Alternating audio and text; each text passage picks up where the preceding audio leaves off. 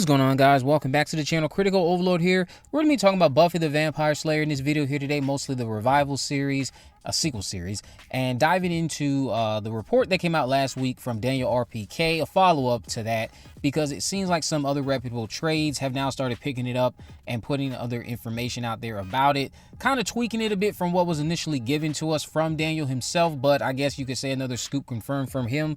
I will go through what he reported and then go into what TV Line is now reporting. After that, I will then start to highlight some theories that some of you have been sharing over on my community page that I think could lend itself to being quite compelling if you manage to tell this over a 3-season period.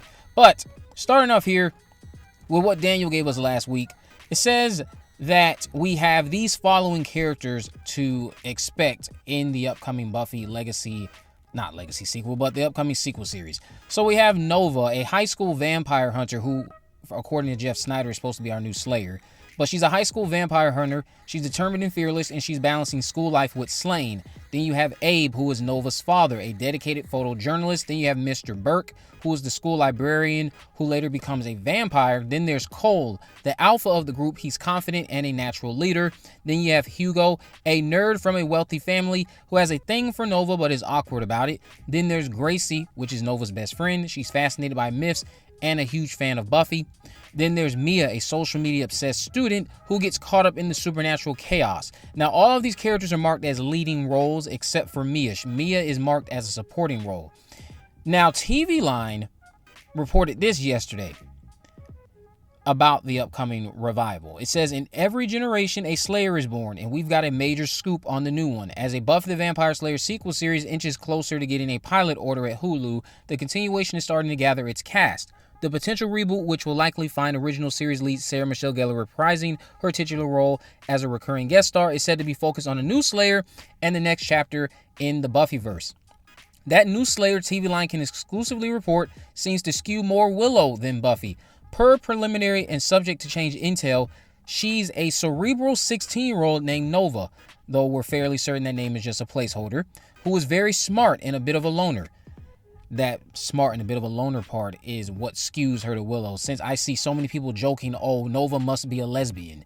If Nova is a lesbian, what about it? There's nothing wrong with Nova being a lesbian. Just don't be preachy about it. The original show wasn't preachy about any of its inclusive nature. This show shouldn't be preachy about it either. Then it goes on to say that her buddies, aka those who would have been considered Scoobies in the original series, will include Hugo, an out and proud nerd who comes from money.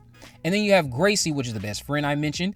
She is a young expert on vampires who is an acolyte of Gellar's Buffy. Now, this twist on Gracie's description does kind of make me a little bit more curious as to the angle they're taking when it comes to Buffy having a fan base of sorts. Because now it seems like it's more so those who decide to entertain the myths of vampires and other demonic entities probably then lend themselves to exploring things like the Vampire Slayer and what Slayers are, who they are. And then that lends itself to becoming fans of Slayers. Whereas those who, like Giles puts it, want to remain ignorant and rationalize what they can, they're not really a big fan of Buffy. So we won't have to worry about this being some sort of Stan type narrative that unfolds with Buffy in this new show. That's just a theory I have for now, because now that it says she's a young expert on vampires who's a fan of Buffy's, that makes a bit more sense. That's why I also mentioned this sounds like a Jenny Calendar type of character, but for a younger generation, since Jenny Calendar, of course, was a teacher in the original show. But it says casting is currently underway on all 3 roles. Notice again, it didn't mention most of the other ones. I just wanted to highlight the stuff that Daniel gave us, because if they had access to this, I'd imagine they had access to the other roles. Or maybe they just had access to these 3. So we'll see what comes of that. I know many people are still like they shouldn't be doing this. This is a bad move. I, again, can only stress that while I can understand where those concerns come from, if you feel like you've been spewed shit from Hollywood for the last decade or so, I get you. I have faith, though, that something magical will come out of this. And if it doesn't, I will crap on it right along with you. I'm not going to hesitate to crap on it. If it's a bad show that gives us bad continuity, I'll just ignore it and pretend it doesn't exist, as I'm sure many of you will. However, I will not be ignorant to it and say that it is not canon, because, of course, producing trash doesn't mean that trash is no longer canon. The trash will remain canon until they decide to ignore it. So we can now shift into talking about some of the theories that you guys had shared over on my community page. I want to shout out two people really quick, Bobby and another individual here. We have Bobby, and then there was you, Real Night Reactions. You guys came up with something very similar in terms of how you would tackle a big bad for the upcoming season, because I want to hear from all of you, what would you do for a big bad angle in the upcoming sequel series? So starting off here with you, Bobby, you said an idea you had a while ago for a new big bad would involve some surviving members of the Watchers Council, so I guess they survived the attack from Caleb in season 7, but some surviving members who are unhappy with their lack of control over Buffy and the Slayers and seen activating the potentials as a heinous act, so they decide to take matters into their own hands and use the original Slayer spell. I'm assuming you're talking about the spell that the Shadow Men used to make the first Slayer. So they use the original Slayer spell to create a new, more controllable male Slayer, a new male Slayer line, but the new male Slayer they create is far from controllable and unhinged and sees it as his duty to hunt down and wipe out all the female Slayers. So that was from you. And then you, Real Night Reactions, said this a few days prior. You said, I came up with a fun possible big bad. Something I think that could play into this is that a cult of visionaries, in this case men, a group of men, discover the Slayer lore and harness the Slayer power and infuse the cult members with Slayer powers, thus perverting the nature and tipping the balance, causing an unstable mystic force. The world's first line of male Slayers. Could play on the whole feminism theme of today, and this could play into, of course, the post that I shared this for. I think that's brilliant. If they can fuse that together, I think that's brilliant. I can't be the only one who believes that the Watchers Council probably would have been more suitable as the big bad of season 7. The way Buffy had been so defiant towards them, going as far back as season 3 and onward, and even some of her behaviors you could argue from season 1 and onward, but more, of course, directly what she did in season 3 and what she did in season 5, and just that disconnect that happened, what happened with Faith, how the Watchers Council could have blamed her for so much. That would have been the suitable antagonist to give us as a big bad in season 7 over the first evil. Granted, I still enjoyed the first evil narrative, but tackling this now, still all this time later, I think would be even more compelling, especially if you do it in this way.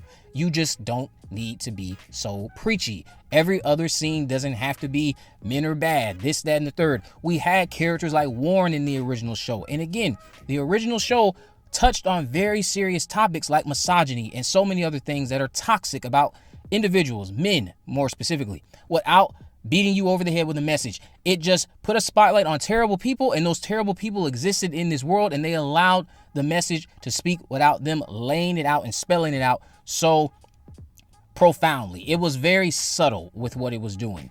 You can do that same thing with this. I think this sounds great. I think it sounds great. Some people I know are already going to chime in down below saying that's woke, that's this, that, and the third. I again stress, I get where you're coming from. But basically, all I could do is say this would just be Warren on steroids.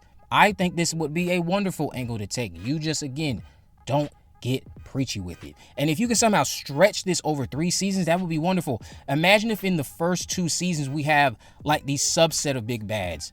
But then in the 3rd season, we find out they were actually taking orders from this male Slayer who is determined to wipe out the entire Slayer line.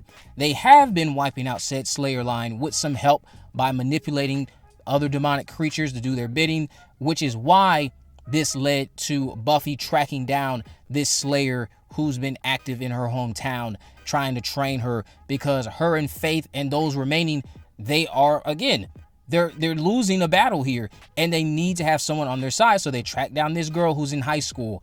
And of course, the male Slayer, who Buffy doesn't know is following her, follows her to the town with the new said Slayer, planning to take out not only the new Slayer, but take out Buffy and Faith as well.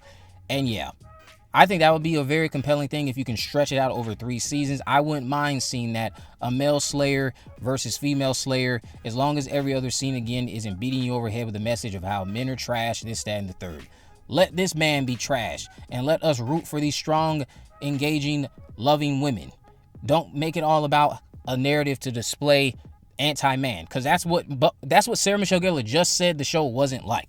So if you can do this in a way that isn't anti-man, I'm all for it. It also would be like a full circle moment to Andrew when he asked, Why are the Slayers always girls? I think Andrew was the one who asked that. Somebody asked that at one point in the original show. So I think that would be a brilliant idea, but you guys let me know what you think about all this down in the comment section below. And again, I cannot stress enough how thankful I am for those of you who are big fans of Buffy the Vampire Slayer and you watch my videos. I've been dying to really get into this series full throttle, non-stop, and with this revival on the way, that's exactly what I'm going to do. I am in my Buffy era, and I'm glad you are enjoying these videos. But let me know what you think about all this down in the comment section below. If you haven't already, of course, make sure you subscribe, turn on post notifications so you can never miss a video. In the description, I have links to all my social media accounts. I'm on Facebook, Twitter, and Instagram. You can message me there to let me know any movies, news, or reviews you'd like me to cover in the future. And with all that in mind, guys, I will see you in the next video.